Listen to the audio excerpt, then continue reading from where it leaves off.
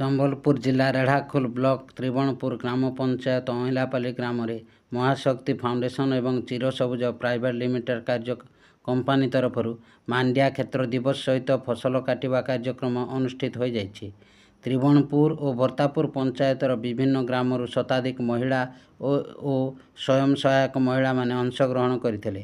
ଅତିଥି ଭାବେ ତ୍ରିବଣପୁର ଏଓ ସନ୍ତୋଷିନୀ ବେହେରା ଏବଂ ଗରଗଡ଼ବାହାଳ ଗ୍ରାମ କୃଷି କର୍ମଚାରୀ ଶାନ୍ତାନୁ ସାହୁ, ମହାଶକ୍ତି ଫାଉଣ୍ଡେସନ୍ ତରଫରୁ ରେଢ଼ାଖୋଲ ବ୍ଲକ ସଂଯୋଜକ ଆକାଶ ସାହୁ ଏବଂ ନାରାୟଣ ସାହୁ, ମାନସ ସେଠ, ଚିରସବୁଜ କମ୍ପାନୀର ସିଇଓ ଆଶୁତୋଷ ଦ୍ୱିବେଦୀ ଏବଂ ଚିରସବୁଜ କମ୍ପାନୀର ସିଆର୍ପି ଭାଇ ଭଉଣୀମାନେ ଉପସ୍ଥିତ ଥିଲେ ଏବଂ ସିଆର୍ପି ଶିବାନୀ ସାହୁଙ୍କ ତତ୍ତ୍ୱାବଧାନରେ ଅଇଁଲାପାଲି ଗ୍ରାମରେ 8 ଏକର ମାଣ୍ଡିଆ ଚାଷ ହୋଇଥିଲା 8 ଜଣ ଚାଷୀଙ୍କ ଜରିଆରେ।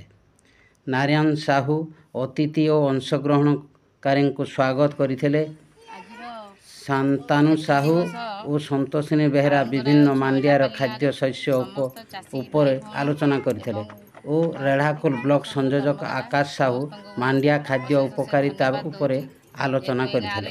ମାଣ୍ଡିଆ ଚାଷ କରିକିନା ଏ ଫିଲ୍ଡଟା କରୁଛନ୍ତି ଆଉ ମୁଁ ଦେଖିଲି ଭଲ ମାଣ୍ଡିଆ ବି ହେଇଛି। ଏ ବର୍ଷ ବର୍ଷା କମ୍ ଯୋଗୁଁ ବି ଟିକେ ଭଲ ହେଇ ବର୍ତ୍ତମାନ ଆପଣଙ୍କୁ ଯେ ଗୋଟେ ହେକ୍ଟର ଯେ କଲା ପରେ କିଛି ଇନସେଟିଭ୍ ଆକାରରେ ମିଳୁଛେ, କିଛି ତ ପଇସା ମିଳୁଛେ। ସରକାର ଆପଣଙ୍କୁ ଚାହୁଁଛେ ଯେ ଆପଣ ମାଣ୍ଡିଆ କରୁନ୍, ସେ ବର୍ତ୍ତମାନ କିଛି ଦେବା।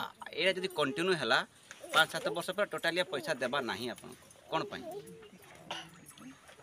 ହେଲା ତା ବର୍ଡରରେ ଯେତିକି ଥିଲା ଯେନ୍ ସେ ଟଣା ହେଇଥିଲା କି ନାହିଁ ସୁତିଲି, ସେ ସୁତିଲି ତଳେ ଯେନ୍ଟା ଥିଲା ତାକୁ ଅଲଗା କାଟିକି ରଖାହେଲା, କାରଣ ସେଟା 2 ପଟେ ଗଣା ଯିବା କହି ସେଥିରୁ ବାହାରିଲା 1300 ଗ୍ରାମ। 1300ର ଅଧା କେତେ ସାହାଯ୍ୟ କରିବେ, ସହଯୋଗ କରିବେ, ଏ ଆଶା ସମସ୍ତଙ୍କର ରହିବା ଦରକାର। ଆଉ ସାର୍ଙ୍କ କଥା ତ ଆମେ ଶୁଣିଲେ। ଆଉ ଆମ ଗହଣରେ ଅଛନ୍ ଆମର ଆସିଷ୍ଟାଣ୍ଟ ବ୍ଲକ କୋର୍ଡିନେଟର ସେ ମଉସା ଆଉ ଆମର ଚିରସବୁଜ କମ୍ପାନୀର ସିଇଓ ଆଶୁତୋଷ ସାର୍। ତ ଏ ଅବସରରେ ମୁଁ କହିଦେବା